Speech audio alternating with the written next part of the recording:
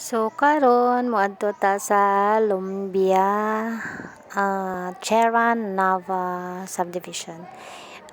Nakoy client today, gi-recommend ni siya sa akong client sa una. So mag-ribbon ta karon mga guyses. So tiyada kay mga balay diri then mura gamay pa ang nagpuyo then kamulo pa og buhat po ang uban nga mga balay. So mao na ni akong client guys, 12 years old pa ni siya then graduate na ni siya karon nga year. So gusto siya magpagwapadaan para pag-graduate niya gwapa siya mopaso.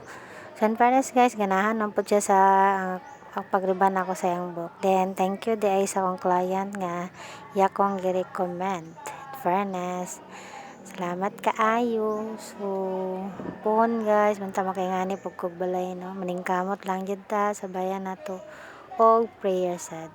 And salamat sa pagtan-aw. Bye-bye.